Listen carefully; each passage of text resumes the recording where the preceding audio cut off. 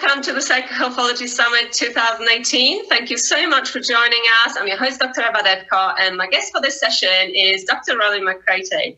Dr. Rollin is Director of Research of the HeartMath Research Center, and he's also a professor at Florida Atlantic University. As psychophysiologist, Dr. Rollin's research interests include the physiology of emotion, with a focus on the mechanisms by which emotions influence cognitive processes, behavior, and health, as well as the global interconnectivity between people and the Earth's energetic systems. Findings from this research have been applied to the development of tools and technology to optimize individual and organizational health, performance, and quality of life. Dr. Rollin has acted as principal investigator in numerous laboratory research studies, examining the effects of emotions on heart-brain interactions and on autonomic, cardiovascular, hormonal, and immune system function. So Dr. Rollin, welcome to the Psychohealthology Summit. It's an absolute honor to have you here contributing to this event. So welcome, and great to have you with us. Well, thank you, and it's my great pleasure and honor to be here today and speak with you. So I'm going to ask you a question that kind of set the scene, right? So out of all the research that you've done, everything that you've done to date, could you just summarize the main takeaway points? Okay, well, that's 30 years of work. I'll see what I can summarize some of the main points, maybe starting kind of in a historical way. So we started looking at, long before it was popular, looking at the role of especially positive emotions and how it affects our physiology and our body. At that time in the early 90s, there were maybe 3 published studies in the medical literature on positive emotions, thousands on stress and anxiety and so on, many thousands. So in that work, we were looking at physiological correlates to emotions. And what we found, actually quite by accident, we put more focus on the heart because we're HeartMath and had some intuitive understandings there, looking a little bit closer at that. But what that unfolded was that the best indicator of what a person's actually feeling, whether we're consciously aware of it or not, is really what the activity of the heart's doing. And more specifically, the heart rhythm tends to reflect our emotional state. So that's before it was called heart rate variability. Anyway, that's now known as heart rate variability, which is the beat-to-beat change in heart rate, which is always changing in the patterns that it beats out. Well, then that led to, asking, well, why should this be? Why would our emotions be reflected in heart rhythms? And as it turns out, the heart sends more information to the brain than the brain sends to the heart. So the heart and brain are more interconnected than any other 2 systems in our body. So in reality, a lot of what's in our language, just naturally, that people say, put your heart into it, or your heart knows. These kinds of sayings, they have a physiological basis that we sort of intuitively and instinctively know. So the brain's largely interpreting the signals from the heart in terms of our emotional experience. But the heart also has profound effects on all types of mental function, not just the brain, but also our whole body. It's really the master kind of conductor, if you will, in the rhythms of the heart, because the body follows its tunes. So then that led to research looking into intuition, that because so many people that were practicing, I need to back up a little bit, then we discovered this optimal state that physiology shifts into when we're feeling good, when we're actually feeling things like heartfelt appreciation or care or kindness. Our body changes quite dramatically, the rhythms of the heart, and the brain's the big winner. We have better mental function, better memory. All these things have been shown now in studies. So then that we call that heart coherence, this particular state, and then develop technologies that would help people be able to self-monitor and shift into this optimal state. And after people practice this for a while and the techniques that we developed to help shift you into this optimal coherent state, we heard from just so many people, thousands actually, that it seemed like their intuition had really cranked up, that they just had this new intuitive capacity. And then the second thing they would typically say was synchronicities. It just seems like when I need something, it shows up, in a way that just didn't used to happen. So we started developing very rigorous research protocols into how we could study that. And long story short, we were able to do that. And as it turns out, there are really three types of intuition. The main one that we were able to look at the flow of intuitive information is that really is the heart is the first to get that intuitive, non-local intuitive signal, sends a measurably different neural signal to the brain, and then the body responses. So that's kind of opened up a new, support for the idea that's been said all along, by the philosophers of the world from ancient times on, that in all great religions and so on, whether it's Buddhism or Christianity or Islam or whatever, that the heart's the source of our deeper inner wisdom and inner guidance. So this is rigorous research that actually really strongly supports that. Then that led to research showing that when the heart beats, when you put electrodes across the body to measure the electrocardiogram, we're measuring electricity. That's why it's called the electrocardiogram. But whenever there's a flow of electrical current, and the heart's by far the largest source of electricity in our body, you also create a magnetic field. And one of the qualities of magnetic fields is they go through things, they penetrate. That's why a cell phone works indoors. It's the magnetic field that goes through the walls and talks to the cell tower. Well, we work the same way, as it turns out. So you use a different instrument to measure this called a magnetometer. But with every heartbeat, we're radiating a magnetic field out into the space around us, which we now call our personal field environment. And I know this because we can measure it. This isn't some new age thing. This is literally measurable magnetic energy.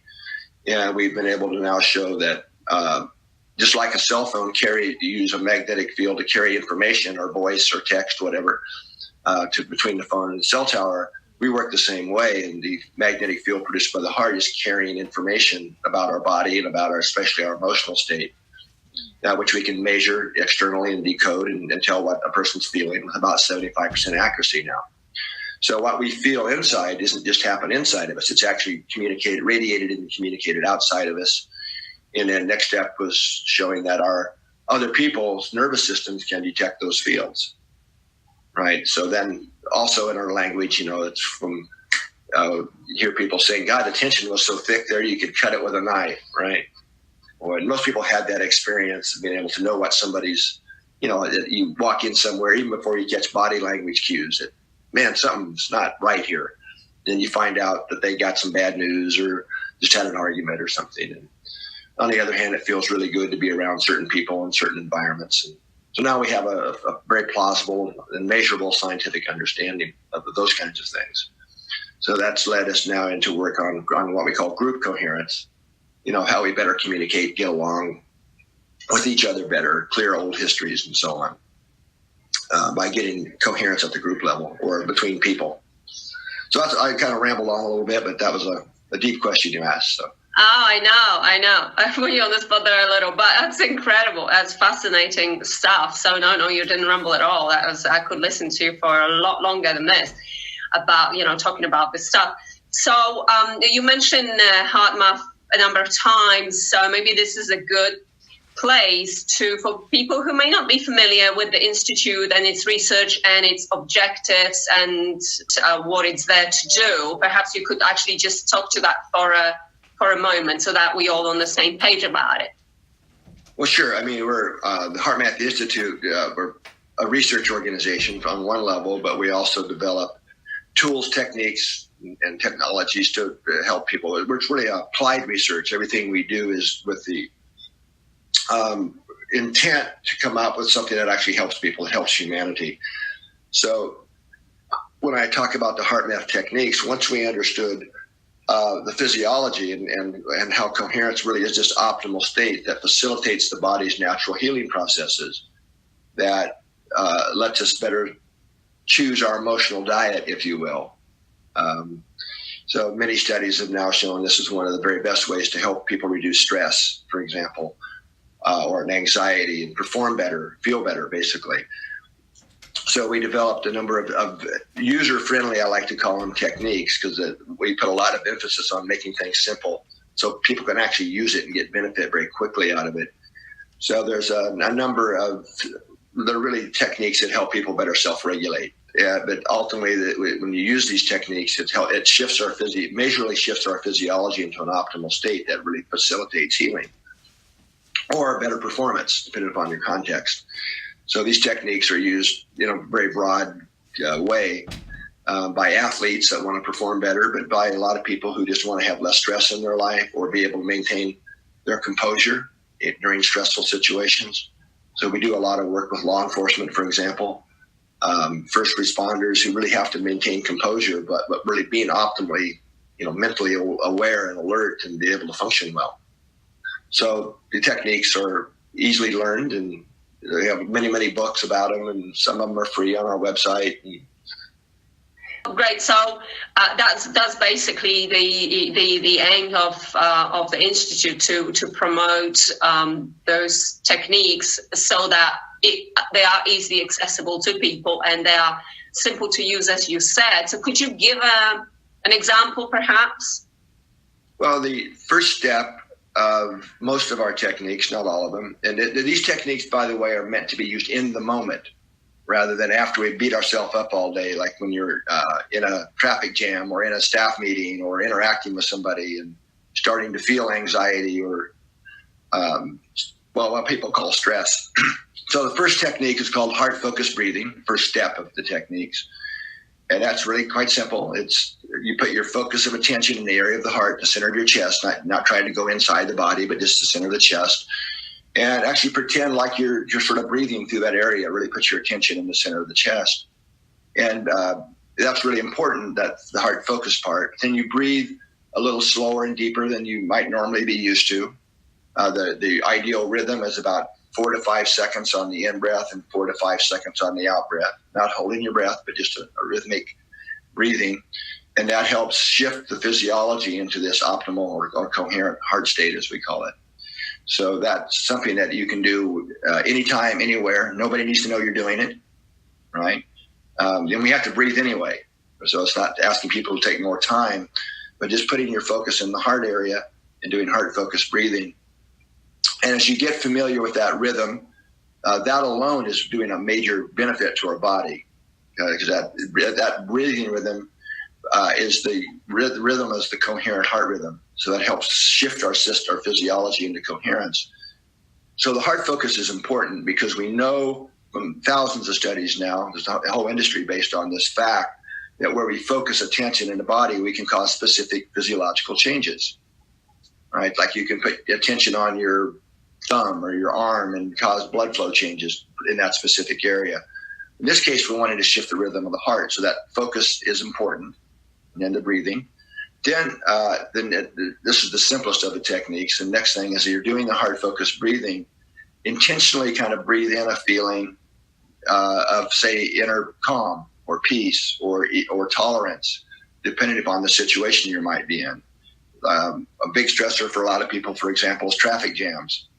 We tend to get frustrated and impatient, and those feelings set in motion at least 1,400 biochemical changes in our body, just sitting there in traffic feeling frustrated or impatient, that are not good for us, to say it simply, that deplete our energy and can create a lot of, over time, health issues, interact with the immune system and so on.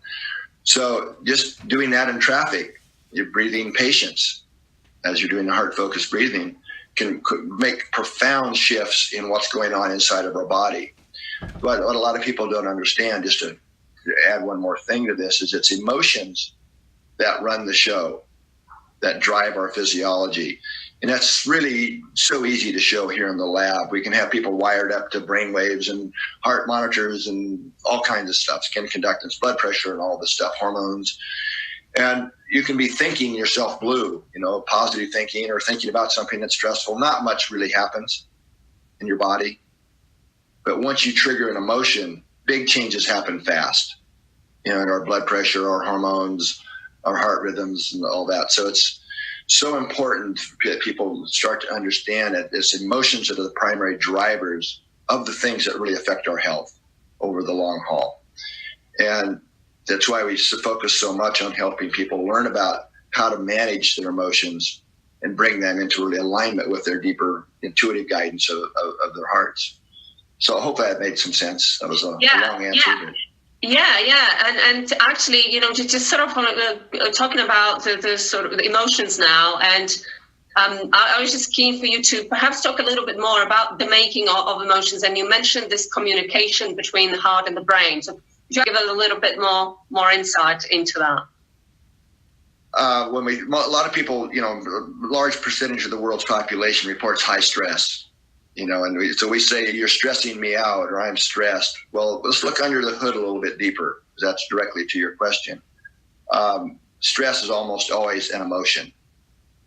Stress is just the safe word we use. But what are we really saying is, you're upsetting me. You're causing me to be anxious, frustrated, feeling out of control, so on. So it used to be that the number one reported stressor was time pressure, in the Western world. And that's literally defined as the feeling that we don't have enough time, or the feeling that everything's taking too long. Again, the emotion. That's kind of shifted now in some surveys, that the bigger stressor is dealing with difficult people, right? But again, it's the emotion, that you have in those interactions. So I kind of already said this. It's so important to understand emotions or run the show. And emotions, if we talk about the physiology, which I think is what you're asking, really can't be reduced to a place in the brain or hormones. It's a system. It's a much more complex system that I think has been appreciated in the general scientific community or general public for a long time. There's many systems that have to work together to create an emotional experience. And what we're seeing, though, is that the heart is actually a very key player in that. And that the brain is largely interpreting, the amygdala in particular, interpreting the signals from the body, but especially the heart, in creating that inner feeling or texture of an emotion. And as it turns out, like I said, we can tell about 75% accuracy somebody's emotional state by looking at the heart rhythm. And there's no other physiological signal that's even close to that, of being able to do that. So it's the interplay between the heart and brain that are the kind of the real drivers of emotional state. And then hormones and all that stuff come later to reinforce and add other qualities and textures to the feeling of an emotion. So for example, when somebody's feeling anxiety, the heart rhythm gets very chaotic looking. It actually kind of looks like it feels. It's an inner unease, and you can actually see that right in the heart rhythm pattern. Frustration is a slightly different pattern. So each emotion's got slightly different patterns in the heart rhythm. Whereas when we're feeling like appreciation or just feeling really good, like I got a good deal at the mall, that kind of feeling. So for some people, the heart rhythm is very different. It's kind of a smooth rolling hill looking pattern. And that's what we call the coherent pattern. It's very, very true. You said about the perception of stress and the different things that go with it. And so, yes, this it's a loaded word, isn't it? And people, there's so much underneath it when people are saying these things. And oftentimes there is some fear associated with it. So you stress because you fear that you're running out of time, and perhaps you feel like your life is slipping away from you, and that's sort of causing you that anxiety. So in terms of this interactions that you're describing, obviously we are all connected as human beings, aren't we? So would you talk a little bit more about those interactions in relation to interactions between people? Sure. I'm going to talk about two types of interactions, one within ourselves and then the other between people. In a lot of the trainings or talks I give around the world, one of the things I first ask people, if maybe even in the last week, if you've had the experience of either being asked to do something or maybe thinking you wanted to do something, whatever it was in life. Usually it's something towards ambition or that kind of thing. But there's a deeper inner sense that it just doesn't feel right. Usually about everybody raises their hand and says they've had that experience. And that's really kind of what I'm talking about between the relationship between our own heart and brain.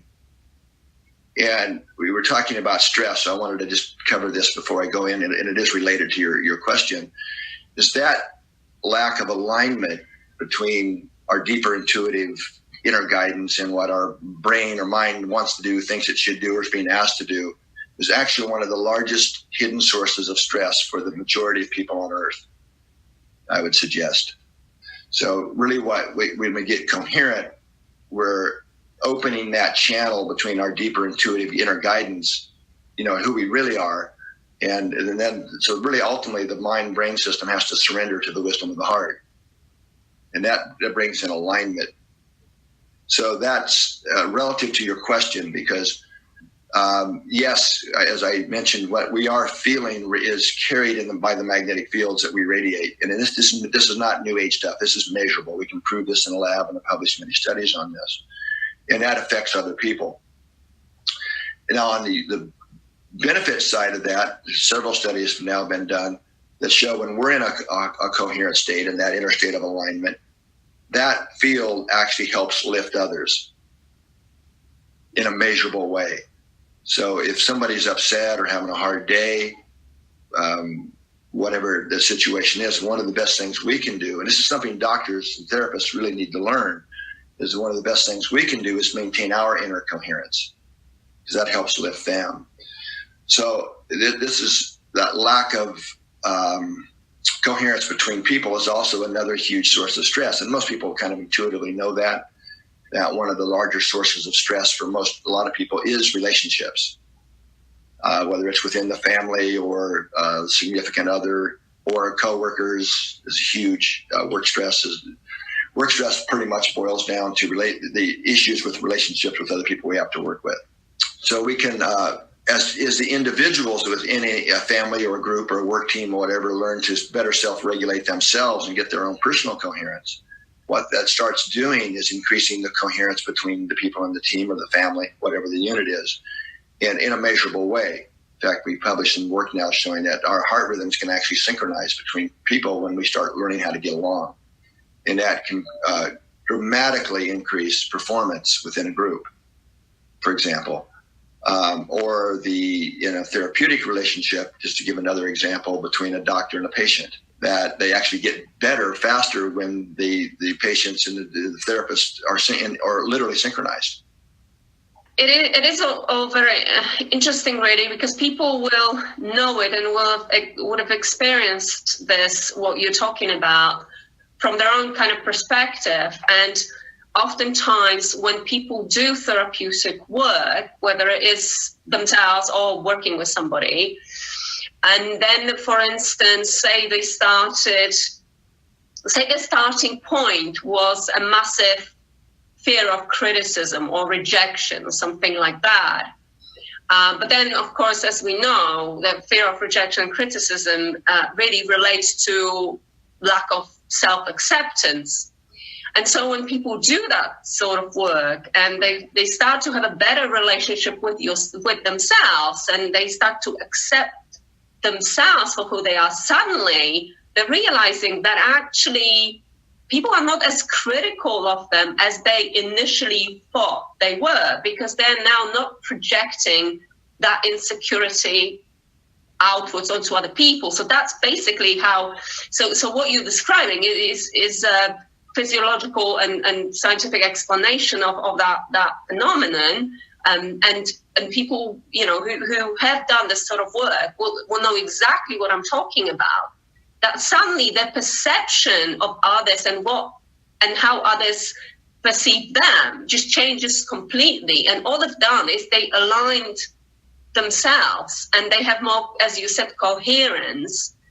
And suddenly their perception changes, and the way people approach them and obviously perceive them changes also. But it's just that shift can be very, very visible with a little bit of that work.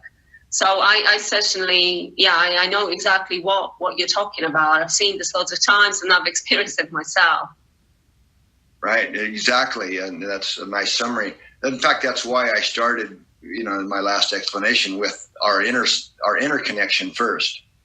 Because it's as we have that inner alignment that we are able to be more self-secure and really connected with who we really are. And because for a lot of people, who aren't really connected with that deeper part of who they really are at their deeper levels, that relates in the kind of the examples you're talking about of being over self-critical and over personalizing things. Like somebody can say something that's really quite neutral, but we'll over personalize it and take it like a criticism or a down projection or something, when it really wasn't meant that way. Or people really can be nasty sometimes, right? But if we have that inner connection, it doesn't really matter so much. It's kind of like, the saying goes, water off a duck's back. If we have that first, so it all really has to start with the self-work, ultimately, from my perspective. That's just something that we can't escape. And there's lots of good ways to do that, a lot of good systems for helping people, but ultimately it has to really be aligning with the deeper core of who we really are. And that, from my perspective and research and experience, that really, you can't bypass the heart there. Hope I'm making sense here. Yeah, absolutely you are. The same goes for, you were talking earlier about intuition, and people do say follow your heart, right? So that's another one of those sayings. They're not coincidental, right? They can't be coincidental, all of those sort of old wisdoms that we've always had.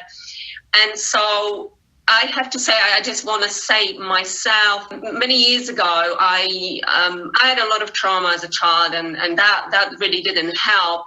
And I ended up being quite hypervigilant as a teenager, always sort of fearful, always anxious, just having, crying spells for no apparent reason out of the blue and all of that. And at that time, because of this sort of state of hypervigilance that I was in, obviously my sympathetic system was just so activated all the time.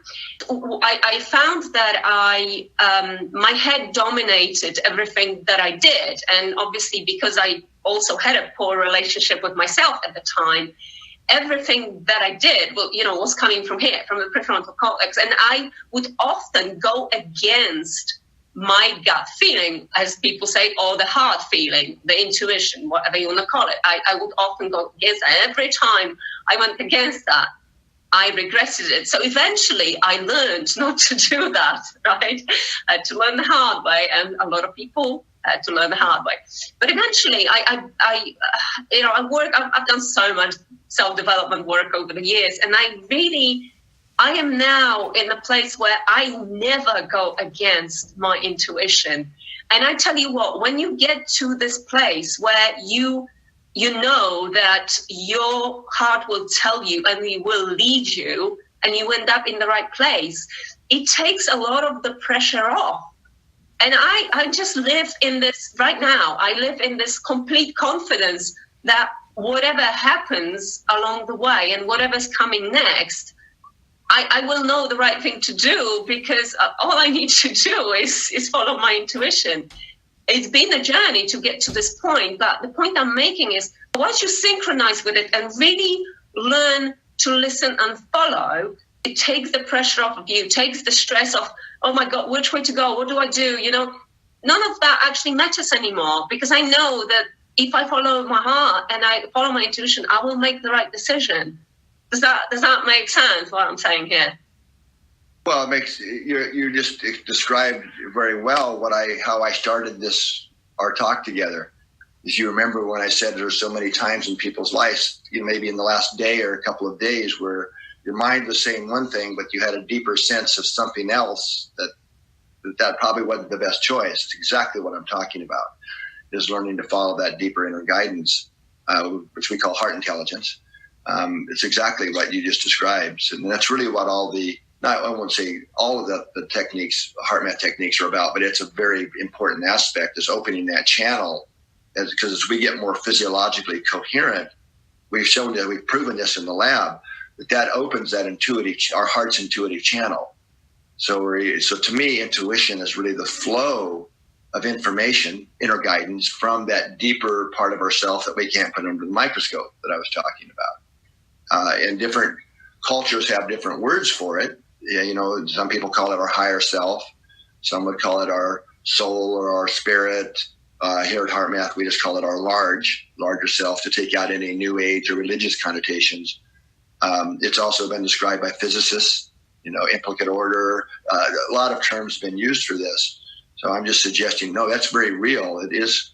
So our large way, maybe think of this, our larger self isn't some separate deity or entity you pray to or something. It is you, literally you. It's indivisible from, our physical body and who we really are. But it's also a very real aspect of ourself. It just operates in a different dimension of density. What people call the energetic domain. That's why it's called the energetic heart. That's the main player of translating that information from that level of ourself down into our mind-brain system. And those are real communication channels, just like cell phones talking to cell towers. It works in a lot of the same way. So when we're able to get ourselves coherent, quiet the mind and emotions and so on, that channel can open up, and then we have way more access to that inner guidance. And you're absolutely right. As we learn to follow that, life gets a lot easier on so many levels. We get also a lot healthier because now our hormonal balance is improving, blood pressure is reducing, all kinds of things are going on. Ultimately and life just gets a lot more fun and a lot more adventurous than my experience as well. It sort of makes you think, because a lot of people do swim against the current, and a lot of people say, oh, you know what, I wish I could be one of those people who just go with the flow. And that's what the synchronicity allows you and enables you to do, because that's exactly what happens. You stop fighting everything, and you stop fighting yourself, and you're just confident that you go with the flow, you will end up in the right place. Because if you follow your internal sat-nav, things will be fine. Everything is well. It kind of leaves you with that aura of calm. And so I think that's amazing, and it's a very important piece of work to do on yourself if people are not quite there yet. So I wanted to ask you, so how can people who are not quite there yet, how can they speed this process up? What sort of other techniques, technologies, modalities, programs, whatever you can sort of recommend to help people get there a bit faster and synchronize with this internal guidance system? Well, we have a number of books. The most recent one I would recommend is called Heart Intelligence. It has a lot of very practical things, techniques, and steps you can do. Technology-wise, I would recommend Inner Balance, that's a sensor that you put a little clip on your earlobe, and it's an app that goes on your phone or your iPad or whatever pad you have. That actually measures your heart rhythms in real time and tells you how coherent you are or not. So as you practice the techniques, you should see a definite shift into increased coherence. And so like the technology is training wheels. So as you practice with it, you are literally retraining your brain and nervous system to where this optimal or coherent state is your new familiar inner state. And that takes some time and practice. But once you do that, then things really start to change. We call it, you've established a new inner baseline. So then the techniques start becoming more automatic. You don't have to think about them so much. But in the beginning, you do. You got to put some effort into it.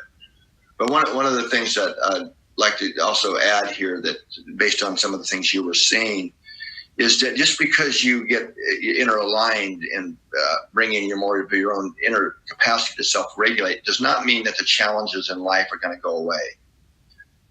You used the word flow. So from me, my perspective, flow is how we're able to meet the challenges that come up, right? So challenges aren't going to go away. We're still going to have traffic jams, and we're still going to have to deal with difficult people and all of these things. But as we learn this capacity to self-regulate and stay up in our line, we're able to flow through those challenges and situations with a completely different level of grace and ease.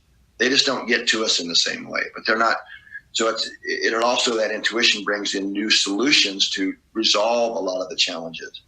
But it's not magic. A lot of this really is learning how to flow through life and its challenges in that new state of consciousness where it isn't so stressful. Because we have the inner sense, if we know whatever comes up, and you were saying this in your own way, is that we'll be able to handle it. So we have that inner self-security. Whatever life brings, we'll be able to handle it. It takes another type of power and intelligence to finally manage the emotions and the habits we've developed. It's about intelligence in how we self-regulate and the choices we make. And a lot of times the mind doesn't like that because it's got its, ways that it wants to do things and its come outs, and, maybe it wants to eat that second piece of cake, or it wants to charge the thing on the credit card when we're on a budget. It makes sense. And what it also links to for me is that when people are incoherent, oftentimes they're in the place of they're being a victim, and they're being fearful, and they're being anxious. And when you get that synchronicity, it's a new form of empowerment, really. And you, as you said, when I'm talking about going with the flow, that's exactly what I'm talking about. It's not that things won't be there, they'll still be there, and they'll probably be just as, objectively speaking, just as irritating as they were before.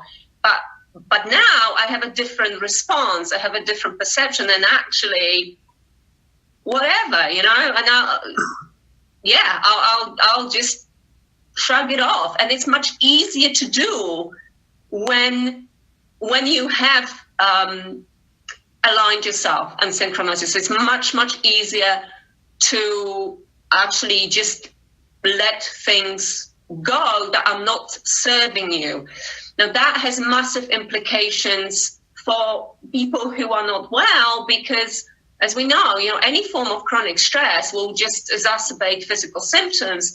So if we can actually be in that space where we are feeling more synchronized and we're feeling guided, so therefore we're feeling more empowered, so therefore we're feeling more positive, and we are just able to let things go that we were not able to let go of easily before, then it's a game changer, and it can really transform somebody's health, just that alone. No, exactly. That's exactly right. And for most people, though, they haven't been taught how to do that. So that's why practical, simple tools and techniques, like in HeartMath's not the only great system out there, but it's a really good one. There's a lot of good systems, but people really need to be taught how, the ABCs. And that's why we put so much time and energy into making these simple techniques, 3, 4 to 5 steps to really to gain that self-regulation is really ultimately what we're talking about. And that's also why, HeartMath, so we're very science-based, but very practical. It's also kind of what you were describing is why our stuff is so popular in hospitals and law enforcement, first responders, and so on, because you have the challenges. If you're a police officer or a first responder, you go into some very challenging situations. So what's the benefit they really find out of HeartMath is it takes a new level of them being able to maintain their composure. Is really a good word for it, and clarity in the middle of the chaos that they find themselves in so many times. For those people, when you're thinking, and we were saying earlier that just having this trust in your own ability to make the right decision. For people like first responders, that's huge, right? Because they need to, in order to do their job effectively and safely, that is invaluable. But what I wanted to ask you in terms of the availability of this tool, so if people go to the HeartMath Institute website, are they going to find everything they need that we've been talking about? Oh, yes, heartmath.org. To remember that. There are free resources or some of the techniques, but also, you can invest a few dollars and get a book like Heart Intelligence would be really great. And then if you want to go a little bit deeper, maybe consider the Inner Balance Trainer that measures your heart rhythms. It's a great facilitator for learning, because if we're going to train our nervous system to be into this optimal state, it's really good to have the feedback to make sure that's the state we're in, that we're training ourselves to. It's a very small investment for the benefits that comes out of that. It's easy to fool ourselves. We think we're in a great physiological state, but without the feedback, it's sometimes you just really can't know. I love measuring things.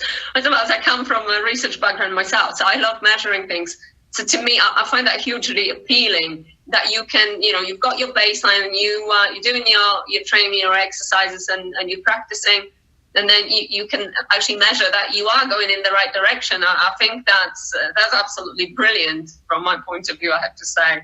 So, and what about, because you also have a HeartMath trainer program. So just tell us a little bit more.